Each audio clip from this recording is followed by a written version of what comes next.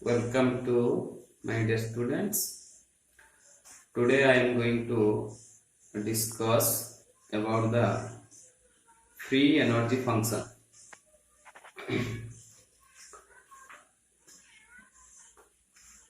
Free energy function. There are two types free energy function. One is Gibbs free energy function, that is denoted by the letter G, and another one is Helmholtz free energy function, which is denoted by the letter A. So first, Gibbs free energy. Free energy is the amount of energy required to do some useful work. It's called free energy. The energy required to do some useful work is called free energy. Okay. The free Gibbs free energy, which is denoted by the letter G, and it is a state function also. That means its absolute value cannot be calculated, but its change in value can be calculated. That means the change in Gibbs free energy del G equal to G final minus G initial. Okay, that means the free energy gives free energy at the final state of the system minus the free energy at the initial state of the system. That is the change in free energy and represented by del G. So del G is equal to G final minus G initial. Also, the change in free energy for a chemical reaction can also be calculated. That is del G equal to Gp minus Gr. Okay, where Gp is the free energy of the products and Gr is the free energy of the reactants. So the difference value of free energy of a product and the free energy of reactants gives the change in free energy of a chemical reaction. Okay. Now, mathematically, there is a relation between the free energy, enthalpy and entropy. That is G equal to H minus Ts. Okay. So that del G equal to del H minus T del S. Okay. Del G is the change in Gibbs free energy. Del H is the change in enthalpy. And del S is the change in entropy. Okay. So the change in free energy can be calculated by using this relation, that is del G equal to del H minus T del S. Okay. Similarly, the Helmholtz free energy or work function is represented by the letter A. A is the Helmholtz free energy function or work function, and A equal to U minus Ts. A equal to U minus Ts. That means U is the internal energy and S is the entropy of the system. And the Helmholtz free energy or the work function A is also a state function. That means its value does not depend upon the path of the system, but it depends upon the state of the system. So work function or Helmholtz free energy is also called as a state function. Okay, and we can also calculate its change value if the work function in a system at the initial state is A1, then A1 equal to U1 Ts1. Similarly, the work function A2 at the final state, which is equal to U2 minus Ts2. And the change in work function, that is A2 minus A1 equal to U2 minus U1 minus, that is Ts2. T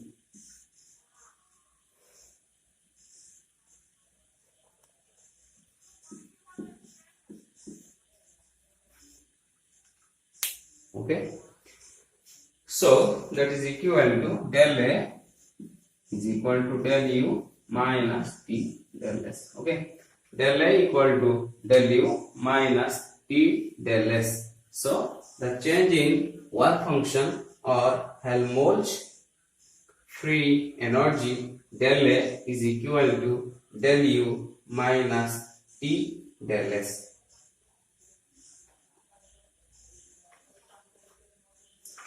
Now I am going to discuss the variation of Gibbs free energy with temperature and pressure. How Gibbs free energy changes with the temperature and pressure. Let's go. We know G equal to H minus Ts. Okay, but H equal to U plus Pp. So that we can write G equal to U plus Ep minus Ts. Suppose this is equation 1. Now differentiating this above equation 1, we get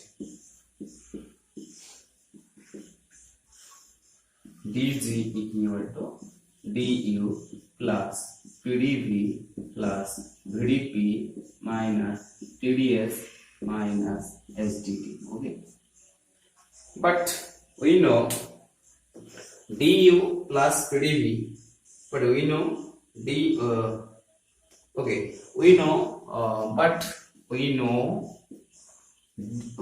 we know ds equal to dq reversible by t. Okay, that means dq reversible equal to tds. Okay, now from the first law of thermodynamics we know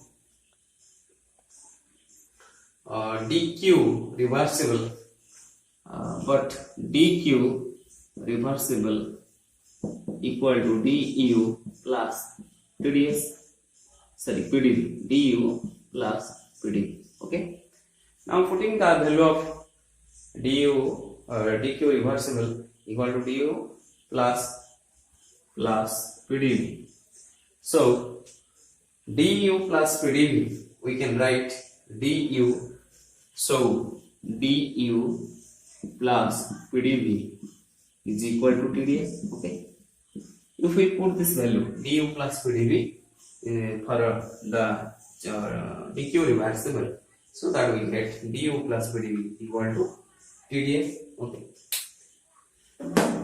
now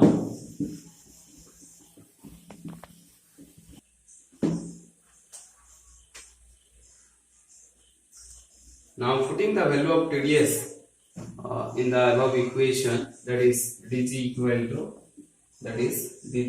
to du plus pdv plus vdp minus TDS minus sdt. In the above equation, if we put the value of TDS, we get dg equal to du plus pdv plus vdp minus du minus pdv minus sdt. Okay, now du pdv cancelled. That implies we get dg equal to vdp minus sdt. Okay, this is equation chapter 2. Now dg equal to vdp minus sdt. So this relation indicates the change in free energy with the change in pressure and change in temperature in a reversible process. So that we consider two cases. In the case 1,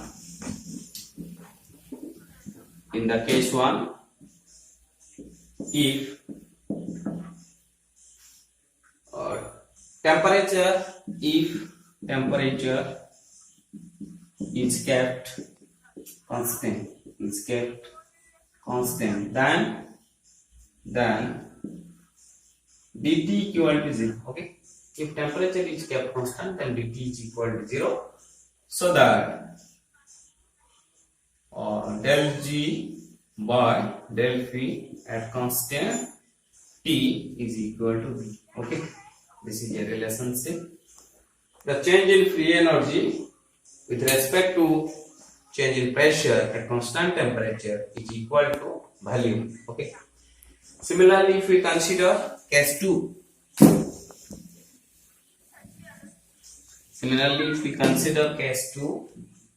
if pressure is taken as constant,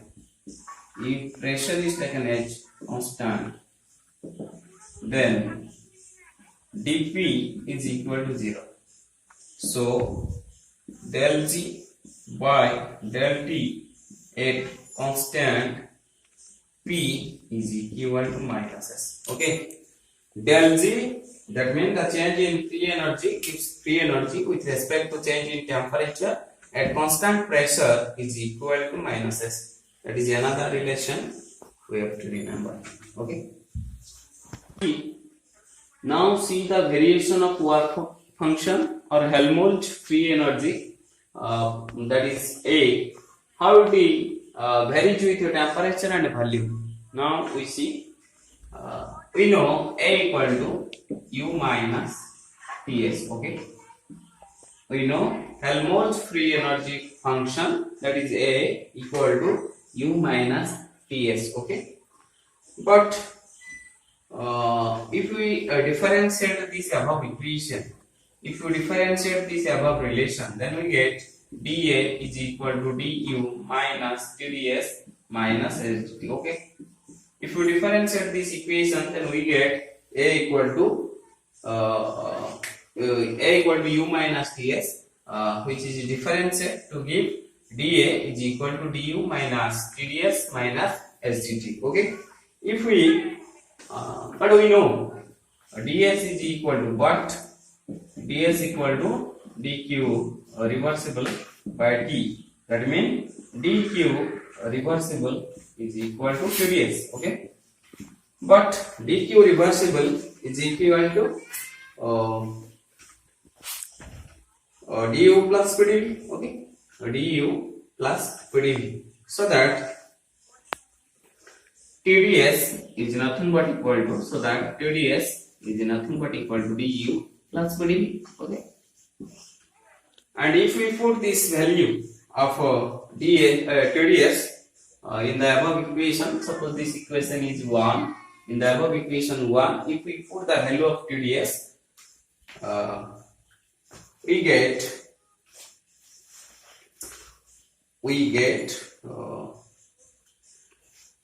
dA is equal to du minus minus pdv minus SdT. Okay, so du cancel, so we get that is dA is equal to minus pdv minus SdT. Okay, if we cancel du, then we get dA, the differentiation of the work function, that is equal to minus pdv minus SdT. Now if we see, there are two cases may arise. These cases are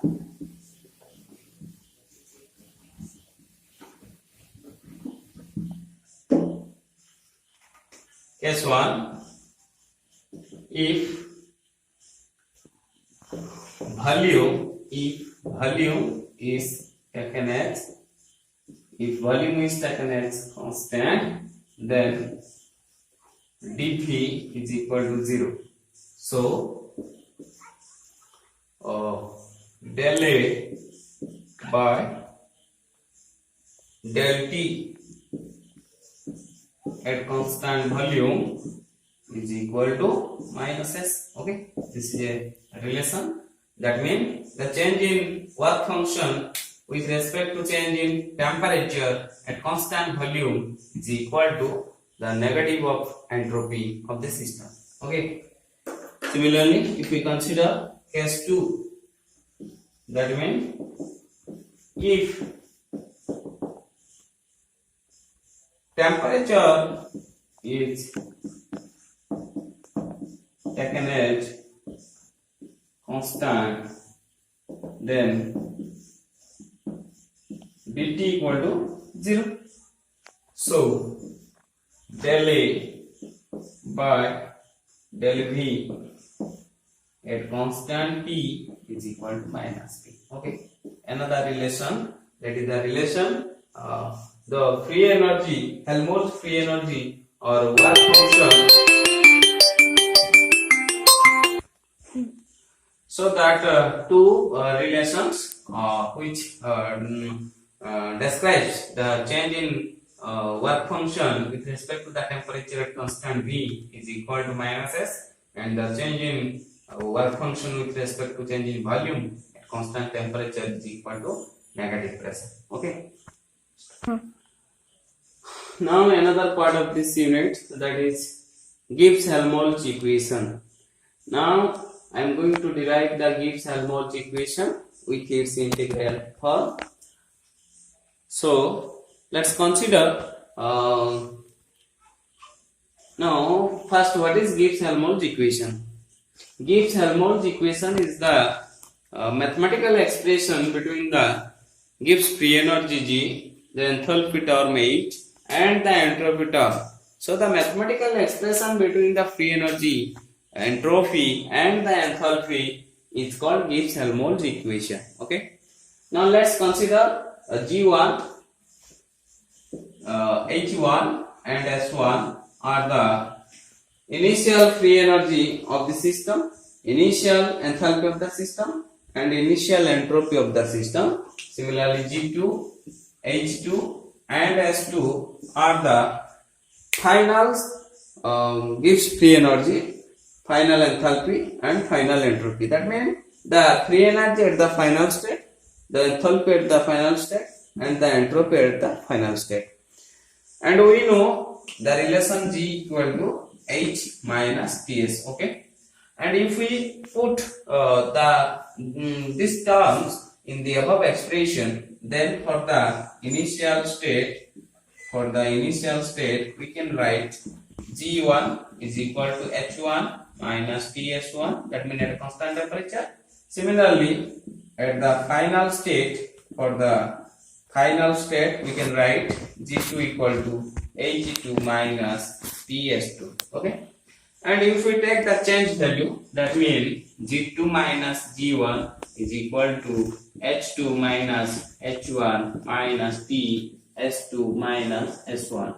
That means G2 minus G1 is the change in Gibbs free energy, which is equal to change in enthalpy minus T into change in entropy. So del G equal to del H minus T del S. Okay. But we know from the variation of Gibbs free energy with respect to the temperature at constant pressure, that is del G by del P at constant T is nothing but equal to minus S. Okay.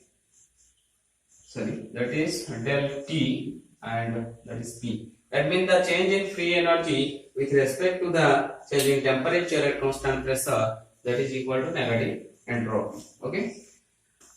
If this equation, this expression takes for the initial state of the system, then we can write del G1 by del T at constant P is not equal to minus S1. And similarly for the, that is for the initial state, that is for the initial state of the system. Similarly, if we write for the final state, of the system, then we can write del G2 by del T at constant P is equal to minus S2. Okay. If we take the change value, that means if we suppose this equation 3 and this equation 4, and if we subtracting equation 3 from 4, then we get del G2 by del T at constant P minus del G1 by del T at constant P, that means minus S2 minus of minus S1. That implies del of G2 minus G1 by del T at constant P is equal to, that is S1 minus S2. Okay, minus minus plus S1, so S1 minus S2, and then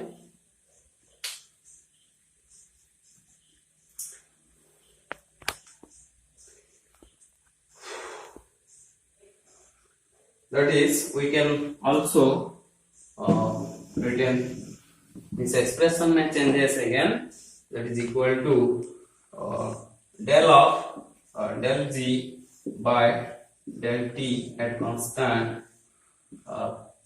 P is equal to, we can also write minus del S. Okay, S2 minus S1 is the change in entropy, that is del S. As it is S1 minus S2, so we write minus del S. Okay, del of del G with respect to temperature at constant P is written as minus del S.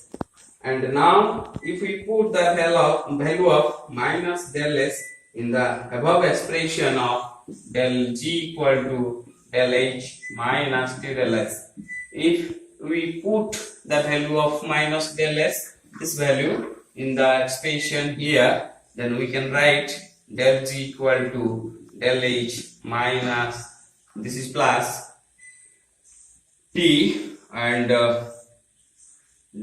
del of del G by del T at constant P. Okay, this is the expression del G equal to del H plus T, del of del G by del T at constant P. This is the suppose equation number 5, and this equation 5 is the derived common form of Gibbs-Helmholtz equation.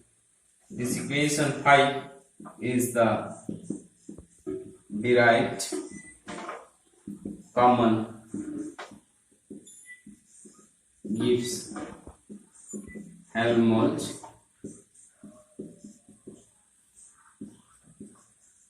equation. Okay, this is the derived common form of Gibbs-Helmholtz equation.